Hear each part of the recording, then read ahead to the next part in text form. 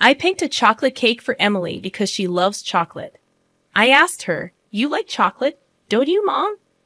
But she warned me that eating it might be dangerous for her. My daughter, Jennifer, swapped my cake with Bob's, and I reluctantly took a bite. Jennifer started eating her cake as well. Bob was bragging about reserving the cake a month ago and how yummy the crushed nuts on top were.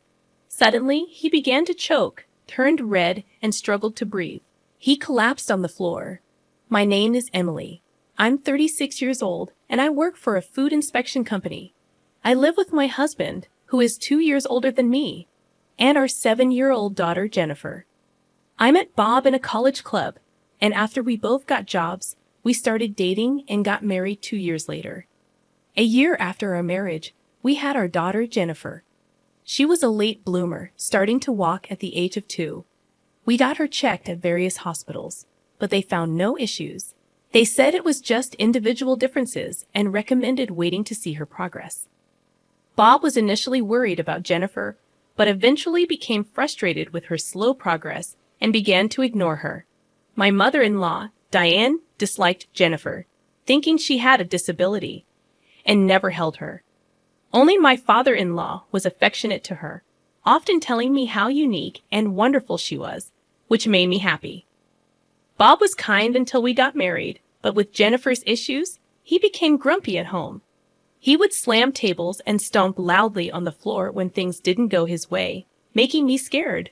Bob's behavior stressed me out, leading to hormonal imbalances and menopause, preventing us from having more children. I remember sobbing with my head buried in the pillow.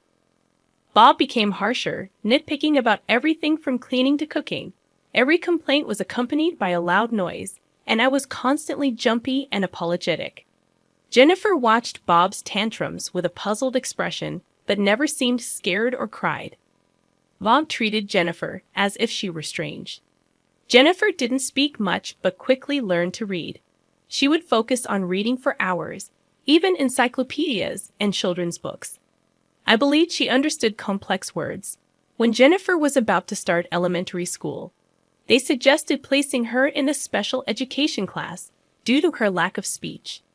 Bob was furious and demanded that it be fixed, storming off to the bedroom.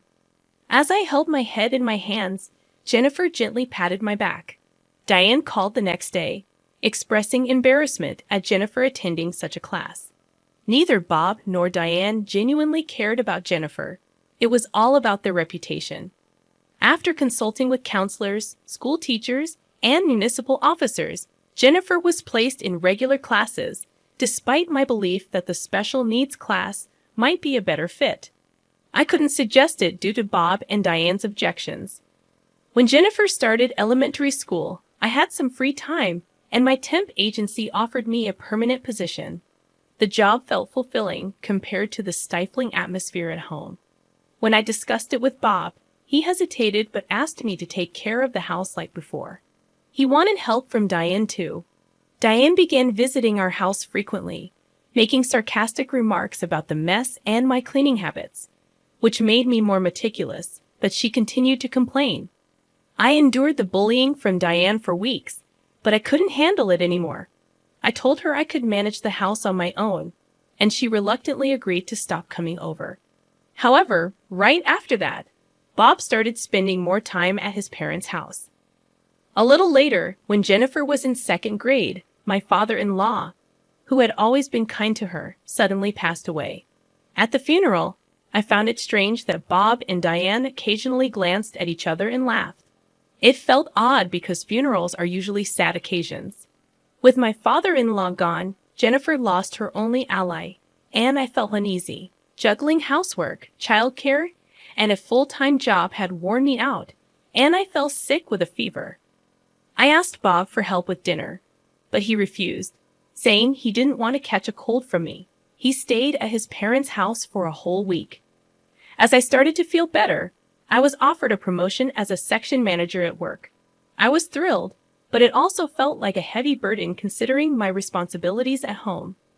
When I talked to Bob about it, he insisted I continue with the household duties and belittled my abilities. The next day, Diane came over to the house and complained about its state, saying it was messy because I didn't put effort into housework. She inspected everything and made me redo tasks like wiping windows and folding laundry. Every time Diane nagged, Jennifer started talking to her. She asked Diane about happiness hormones and explained complex medical concepts, leaving Diane confused and exhausted. On my birthday, Bob returned from a business trip with a cake, the first time he'd ever bought something for me since we got married. He thanked me and said, "Thanks for everything. I love you." I was stunned, wondering what had gotten into him this time. "I'll put this cake in the fridge and we can have it later," Bob said in a sugary sweet way that made me uncomfortable. Jennifer, seeming unhappy about something, took a bottle of water from the fridge, glanced at the cake, and went to her room. So Bob and I decided to eat dinner without her. During the meal, Bob gave me awkward compliments and said he'd help with housework from now on. Although I felt uneasy, I nodded to avoid upsetting him. After dinner, as I was cleaning up, Bob took the cake from the fridge and told me not to worry about it. He served the cake and brought it to the table, which I found a bit creepy. Bob got me a chocolate cake, knowing it was Emily's favorite because I liked chocolate. Feeling uncomfortable being alone with him, I decided to fetch Jennifer and went to her room. She was on my old computer, looking for something urgently. She warned me not to eat the cake, saying, "Trust me, Mom, don't eat it right now." Her desperation convinced me to trust her. Jennifer led me back to the dining room, but when I said we didn't have forks, Bob cheerfully went to get them. That's when Jennifer urgently whispered to me that I'd die if I ate the cake. She quickly switched our slices of cake, and Bob came back with forks, proudly talking about reserving the cake a month in advance and how good it was. Suddenly, Bob started choking, turned red, foamed at the mouth, and collapsed to the floor. It seemed like an allergic reaction. Both Bob and I had buckwheat allergies, but there shouldn't have been any buckwheat in the cake we were eating. Jennifer calmly told me to call 911 and handed me her phone. I followed her instructions and also hit Bob on the back as she told me to do. After I called 911, the ambulance came, and they took Bob to the hospital. He was out of danger after receiving treatment, but they kept him there for a few days as a precaution. I wondered how Jennifer knew something really bad was going to happen. After completing the hospital paperwork, Jennifer showed me a wrapper from buckwheat cookies she found in the trash. She explained that the cake Bob brought home had a half-peeled sticker, and she checked the trash, finding an unfamiliar wrapper online, discovering it contained buckwheat flour. I shuddered, thinking if it weren't for Jennifer, I might have eaten the cake and ended up in the hospital. I thought about calling the police, but Jennifer warned me that reporting it might make me a suspect. She went into Bob's study, searching for clues. She found a notebook detailing the plan, involving my father-in-law and Diane. The note mentioned my birthday, and it became clear they were plotting against me. I clenched the notebook, feeling a mix of anger and fear. Realizing their evil intentions, I vowed not to forgive Bob and Diane. Jennifer comforted me, promising to find evidence and protect me. Despite the lack of concrete proof, she was determined to expose them. Encouraged by her determination, I nodded, ready to fight back, and we both held onto each other's hands tightly.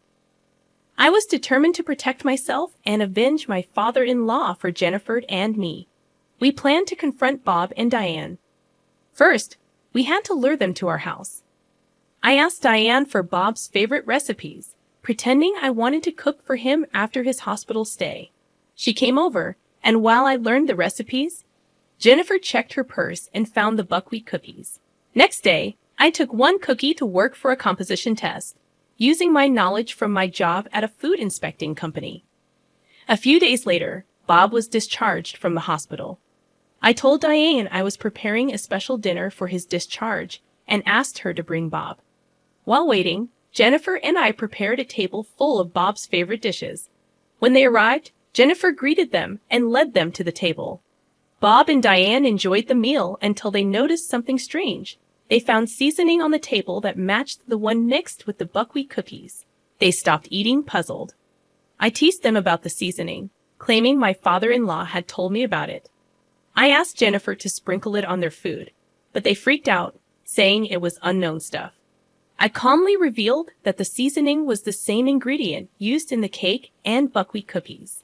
I showed them documents proving the match and Bob's notebook detailing their sinister plan. They denied it at first, but when confronted with evidence, they confessed. Bob said my father-in-law was in their way, disapproving of their close relationship. To get rid of him, they mixed the cookies into the seasoning, causing his death. Their justifications were selfish, revealing their cruel intentions. I couldn't believe it when Bob and Diane admitted to trying the same dangerous plan on me as they did with my father-in-law. They said I was in their way because I also had a buckwheat allergy. I told them I was going to call the police and submit the evidence. Suddenly, Bob stood up, grabbed the copied notebook, crumpled it, and swallowed it. Diane, Jennifer, and I watched in shock. But Jennifer calmly revealed that it was just a copy, and the real notebook was elsewhere. She had secretly recorded their conversation from the start using a hidden voice recorder under the table. Bob realized their plan had failed, and Diane was furious. Jennifer and I were determined to protect me and bring them to justice. I started calling the police, and both Bob and Diane begged for forgiveness. Jennifer then explained how their plan had many mistakes and wouldn't have worked because Bob was too close to his mother. I covered Jennifer's mouth, and she agreed not to get involved with people like them anymore. When the police arrived, Bob and Diane cried and screamed, making it hard for the officers. The evidence, including the copied notes, the voice recording, and Bob's purchase history of buckwheat cookies, led to their conviction, including the matter with my father-in-law. After their arrest, I divorced Bob, and they lost their homes and income. I set up a memorial for my father-in-law. Jennifer also revealed an IQ test result, showing she had an IQ of 135, which is considered gifted. She transferred to a school for gifted children, where she felt comfortable studying what interested her. Living with Jennifer was joyful and fulfilling. People said I looked younger, my menstrual cycle returned, and I felt happier. Jennifer hugged me often, saying it released oxytocin, the happy hormone. I didn't know where oxytocin came from, but it made us both happy. We decided to live together, keeping our smiles bright.